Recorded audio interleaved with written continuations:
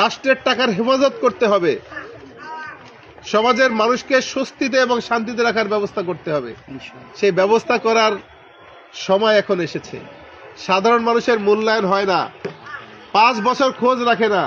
5 বছর পরে যখন আবার নির্বাচন আসে তখন সাধারণ মানুষের দ্বারে দ্বারে যায়, কাছে কাছে আসে, তাদের প্রলোভন দেয়, তাদেরকে একটু উপঢৌকন দেওয়ার চেষ্টা করে, তাদের হাতের মুঠোয় 2-4 হাজার টাকা দেওয়ার চেষ্টা করে, তার বাড়ির পাশে মসজিদ থাকলে দান করার চেষ্টা করে, মাঠ থাকলে ভরাট করে দেওয়ার চেষ্টা করে, মন্দির থাকলে মন্দিরে কাজ করার চেষ্টা করে।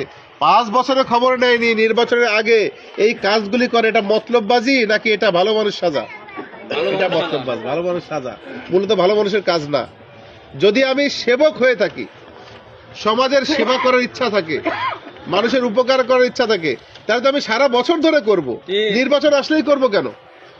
নির্বাচন আসলে আমি বড় দানবীর আপনাদের কাছে আসলাম, এটা তো একটা স্বার্থ সংশ্লিষ্ট বিষয়। আপনাদেরকে আমরা বোঝাতে চাই, আমার সমাজ থেকে যে অন্যায় অবিচার আছে এগুলো দূর করার জন্য নেতৃত্ব পরিবর্তন করতে হবে। আমাদের সামাজিক উন্নয়নের জন্য নেতৃত্ব পরিবর্তন করতে হবে।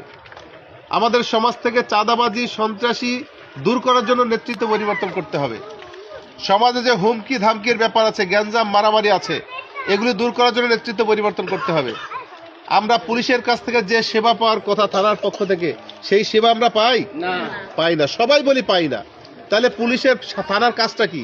আবার পুলিশ ভাই রাগ করেন, এটা বাস্তবতা। থানায় গেলে যার টাকা বেশি আছে সে বেশি সেবা পায়, আর যার টাকা কম তার সে খালি শক্ত কথা শোনে, সে চশমা পরে, সে শুনতেছে আমার কথা। হ্যাঁ, এজন্য বলছি এই সিস্টেমগুলো আমাদেরকে পরিবর্তন করতে হবে, সমাজকে পরিবর্তন করতে হবে। আজকে রাষ্ট্রের কর্মচারী যারা থাকবে, কর্মকর্তা যারা থাকবে, তারা রাষ্ট্রের বেতন পাবে, শুধু তারা